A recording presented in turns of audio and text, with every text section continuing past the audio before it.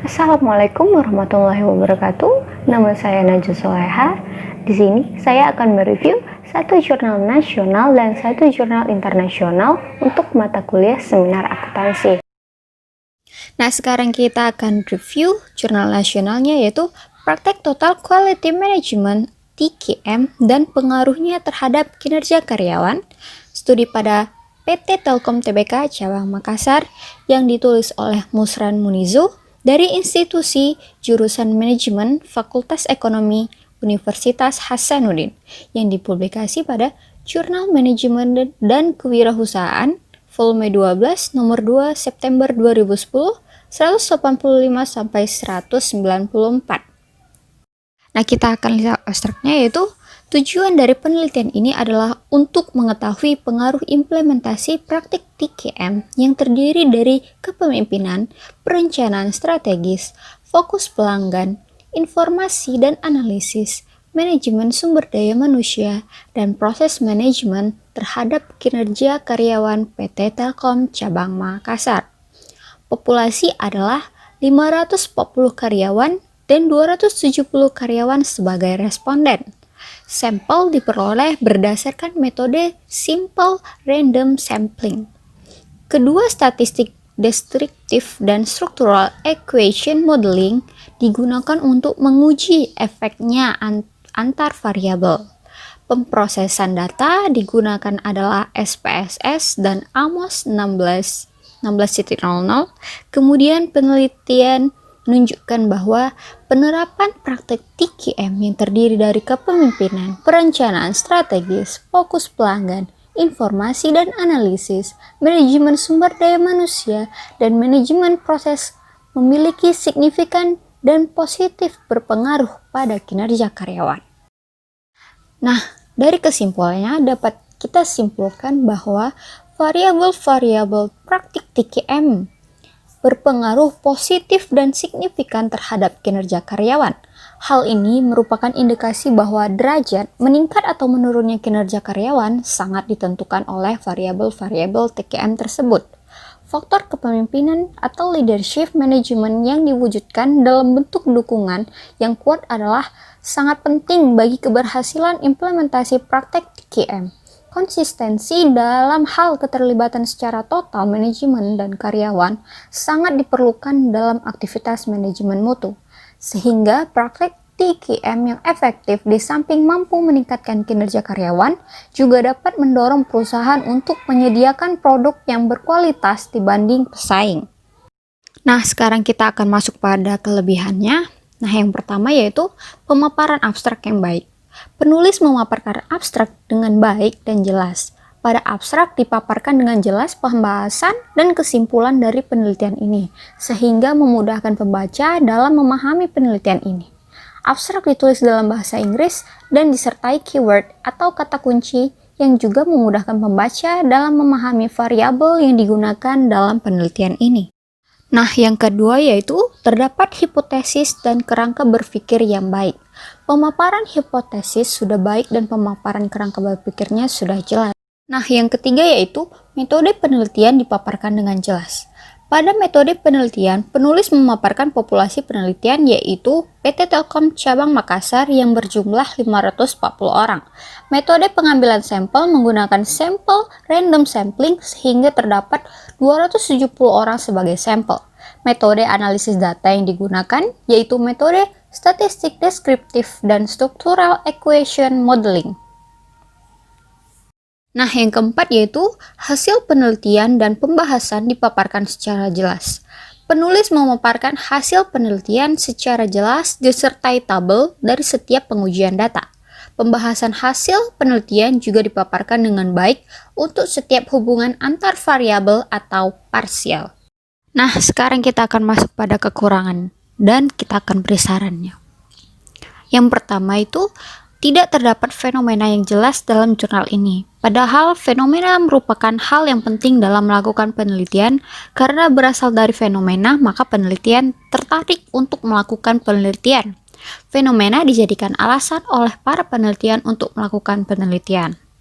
Nah, sarannya, apabila peneliti ingin melakukan penelitian, alangkah lebih baik bila peneliti memiliki fenomena yang menjadi dasar dari melakukannya penelitian tersebut agar terdapat alasan yang jelas dalam melakukan penelitian tersebut.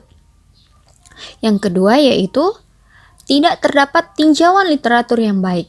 Tinjauan literatur merupakan teori yang digunakan peneliti dalam melakukan penelitian guna memperkuat hipotesis. Akan tetapi, pada jurnal ini tidak terdapat tinjauan literatur yang menjelaskan setiap variabel penelitian. Hal ini akan membingungkan para pembaca dalam memahami variabel-variabel yang digunakan dalam penelitian. Nah, sarannya, pemaparan tinjauan literatur harus dituliskan secara jelas agar hipotesis yang diambil memiliki dasar yang jelas pada penelitian ini. Penelitian ini mengambil 6 hipotesis tetapi diragukan karena tidak memiliki tinjauan literatur yang jelas. Nah, yang ketiga yaitu tidak terdapat landasan empiris dan gap. Landasan empiris atau penelitian-penelitian terdahulu sangat penting dalam melakukan penelitian karena berdasarkan penelitian terdahulu, peneliti dapat mengetahui gap atau kesenjangan dari hasil penelitian terdahulu yang dapat digunakan sebagai alasan dalam melakukan penelitian selanjutnya. Nah, sarannya, pemaparan landasan empiris juga harus dipaparkan secara jelas karena penelitian terdahulu berperan penting dalam melakukan penelitian lanjutan. Nah, yang keempat yaitu tidak terdapat pemaparan yang jelas mengenai data yang digunakan dan juga cara pengumpulan data juga tidak dijelaskan. Nah, sarannya yaitu pemaparan data yang digunakan dan teknik pengumpulan data juga harus baik agar tidak membingungkan pembaca dan agar lebih mudah dipahami. Dan yang kelima yaitu pemaparan kesimpulan yang kurang jelas. Peneliti sama sekali tidak memaparkan kesimpulan yang jelas mengenai variabel penelitiannya. Peneliti malah memaparkan variabel dari TQM itu sendiri, namun tidak terdapat hasil dari penelitian hubungan antara variabel atau secara parsial. Padahal, pada bagian pembahasan peneliti telah membahas hasil penelitian secara parsial. Nah, sarannya, pemaparan kesimpulan harus jelas berdasarkan hasil penelitian dan pembahasan, sehingga pembaca dapat memahami penelitian tersebut. Nah, sekarang kita akan masuk pada jurnal internasionalnya yang berjudul The Impact of Total Quality Management Implementation on Small and Medium Manufacturing Companies yang ditulis oleh Ratna Purwintasari dan Ahmad Firdaus yang dipublikasi pada Jurnal Bisnis dan Manajemen Volume 8 nomor 1 2018 halaman 67-78.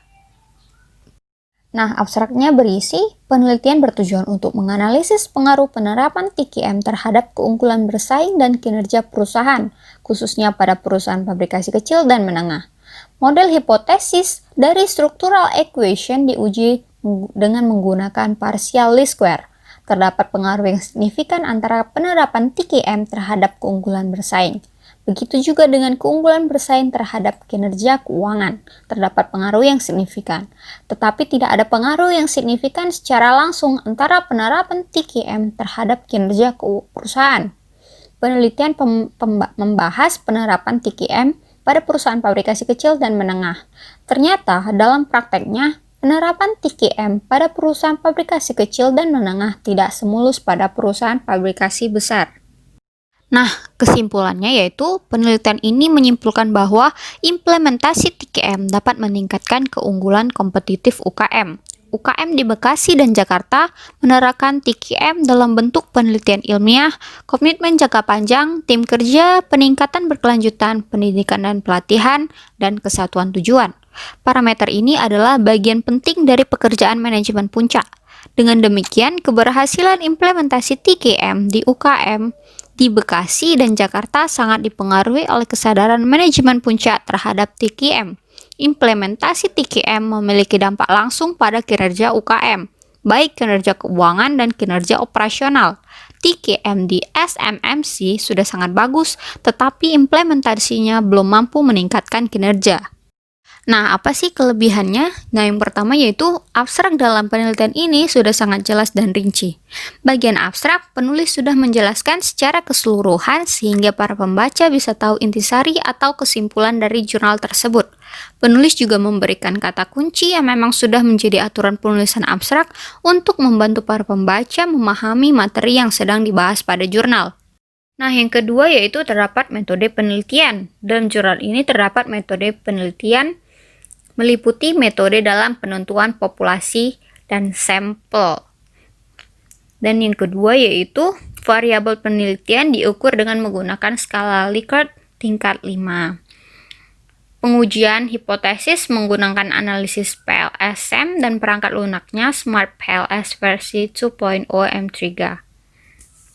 Nah, sekarang kita akan review apa sih kelemahannya atau kekurangannya. Yang pertama yaitu tidak terdapat teori yang jelas dan literatur yang mendukung untuk melakukan penelitian. Teori dalam literatur sangatlah mendukung pembaca untuk lebih memahami dasar-dasar melakukan penelitian, namun pada penelitian ini tidak memaparkannya, sehingga pembaca tidak mendapatkan informasi yang lebih akurat dan juga tidak terdapat hipotesis. Yang kedua yaitu tidak terdapat kerangka berpikir. Kerangka berpikir adalah sebuah model atau gambaran yang berupa konsep di dalamnya menjelaskan hubungan antara variabel yang satu dengan variabel yang lain. Tetapi penelitian ini tidak tersedia. Dan yang ketiga yaitu tidak terdapat gap. Tidak adanya pemaparan mengenai gap literatur antara penelitian yang dilakukan dengan penelitian terdahulu sehingga pembaca belum mendapatkan gambaran jelas mengenai tujuan penelitian. Nah, sarannya yaitu sebaiknya penulis menambahkan penjelasan setiap variabel yang ada di dalam penelitian agar dapat menambah wawasan dan pengertian setiap variabel. Kemudian, menambahkan sedikit teori yang berhubungan dengan penelitian agar dapat menggambarkan atau melihat hubungan antara variabel satu dengan variabel lainnya. Dan yang kedua yaitu sebaiknya penulis menambahkan informasi mengenai gap literatur yang terjadi pada penelitian terdahulu sehingga tujuan dan mengapa penelitian ini dilakukan lebih terlihat jelas dan pembaca juga memahami poin penting dengan lebih baik. Nah, sekian dari review jurnal nasional dan jurnal internasional tentang kelebihan dan kekurangannya. Mohon maaf bila ada kesalahan-kesalahan yang saya buat. Terima kasih yang sudah menonton dan semoga bermanfaat untuk yang telah menontonnya. Saya akhiri, wabillahi taufiq wal hidayah. Assalamualaikum warahmatullahi wabarakatuh.